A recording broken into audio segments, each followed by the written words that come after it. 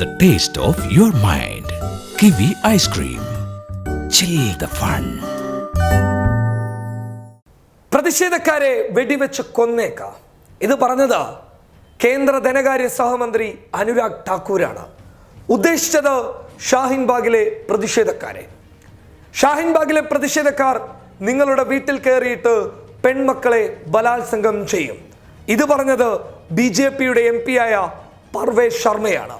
ഷാഹിൻബാഗിലെയും ജാമിയയിലെ വിദ്യാർത്ഥികൾക്ക് നേരെയും വെടിയുതിർക്കുന്നവർക്ക് നേരെ വിരൽ ചൂണ്ടാൻ ആരുണ്ടടാ? ഇത് തന്നെയാണ് അവർ ഇവരുടെ ഇത്തരം പ്രയോഗങ്ങളിലൂടെയും പ്രവർത്തനങ്ങളിലൂടെയും ഇന്ത്യയിലെ മതേതര സമൂഹത്തോട് ചോദിക്കുന്നത്. ന്യൂനപക്ഷങ്ങളെയും മതേതരത്വ വിശ്വാസികളെയും തൊട്ട് കഴിഞ്ഞാൽ ആരുണ്ടടാ ചോദിക്കാൻ? ഉണ്ട്. ഈ കൊച്ചു കേരളത്തിൽ ഒരു രാഷ്ട്രീയ പ്രസ്ഥാനമുണ്ട്.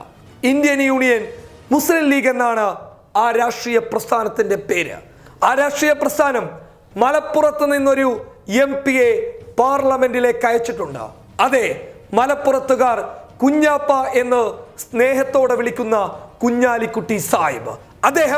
അദ്ദേഹത്തിന്റെ കർത്തവ്യം പരിപൂർണമായും നിർവഹിച്ചിരിക്കുന്നു ഇന്ന് പാർലമെന്റിൽ.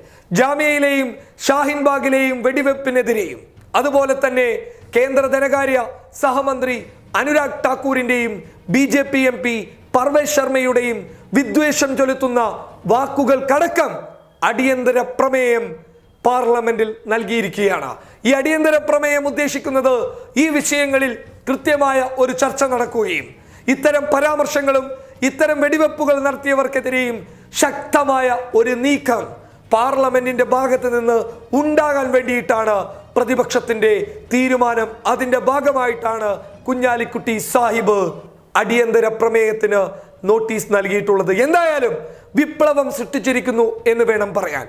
കുഞ്ഞാലിക്കുട്ടി സാഹിബിന്റെ ഈ തീരുമാനം ദേശീയ രാഷ്ട്രീയത്തിൽ മുസ്ലിം ലീഗിന്റെ വലിയ സ്വാധീനത്തിന്റെ പങ്ക് തന്നെയാണ് ഇവിടെ വ്യക്തമാക്കുന്നുള്ളത്. ദേശീയ രാഷ്ട്രീയത്തിൽ ന്യൂനപക്ഷങ്ങളുടെ മതേതരത്വ വിശ്വാസികളുടെ അടിച്ചമർത്തപ്പെട്ടവരുടെ ശബ്ദമായി മാറാൻ ഇന്ത്യൻ യൂണിയൻ മുസ്ലിം ലീഗിന് സാധിക്കുന്നുണ്ട് എന്നുള്ളതിന്റെ ഏറ്റവും വലിയ തെളിവാണ് സംഭവം നടന്നിട്ടും ഇതുവരെ ആരും ചെയ്യാൻ തയ്യാറാവാത്ത ഒരു നീക്കത്തിന് കുഞ്ഞാലിക്കുട്ടി സാഹിബ് പാർലമെന്റിൽ തയ്യാറായത്. ഇതിന്റെ പേരിൽ സോഷ്യൽ മീഡിയയിൽ വലിയ പ്രശംസ തന്നെയാണ് കുഞ്ഞാലിക്കുട്ടി സാഹിബിന് മതേതരത്വ വിശ്വാസികളിൽ നിന്നും ലഭിക്കുന്നുള്ളത്.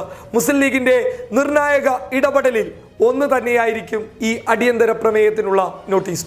പബ്ലിക് കേരള.